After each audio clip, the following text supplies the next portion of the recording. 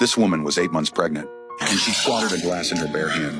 All because her most trusted best friend had just told her, "I'm carrying your husband, Jack's baby." Mary, who demanded nothing less than absolute loyalty and love, made the decision to cut Jack off completely and never see him again. But then the unexpected happened. Her son was diagnosed with leukemia. He needed a bone marrow transplant, but Mary's blood type wasn't a match.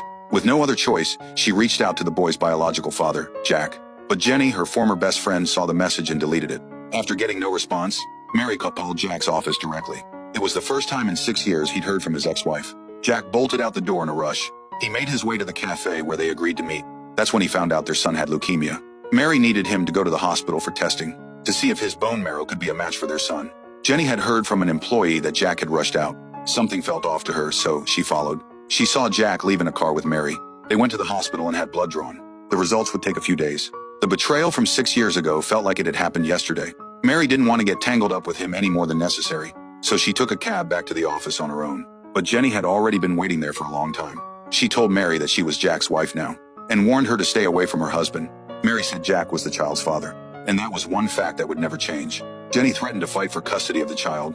As it turned out, at a previous family meeting, Jack's wealthy father had openly declared that he intended to take the child back as his heir. Faced with someone this shameless, Mary decided she was done holding back. 죄를 지은 쪽에선 잊을 수가 없을 테니까 꺼져. Few days later, Jack's test results came back. The doctor said his bone marrow still wasn't a match for the boy.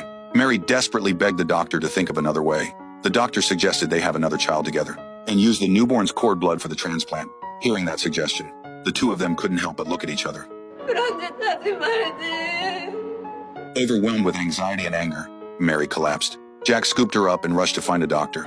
As he looked at Mary lying there unconscious, Jack's mind drifted back to the sweet memories they once shared, but there was no getting any of that back. Just then Jenny called, demanding to know where he was. Jack simply said he was at the hospital and hung up. When he returned to the room, he found that Mary had already checked herself out and left. Khan, knowing his ex-wife still hadn't forgiven him, Jack was consumed with regret over what he had done.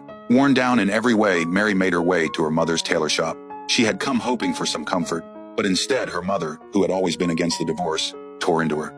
일부 정세 못한 여자고 좋기를 바래. Mary had no choice but to walk away, crushed. Her mother caught up and asked what was really going on. Mary only said the child was sick. She couldn't bring herself to say it was leukemia. Her mother turned it around and blamed her for focusing too much on work and neglecting her son. "If you have time to come here and cry, go spend that time with your boy instead." Mary's tears of hurt and helplessness came flooding out like a broken dam.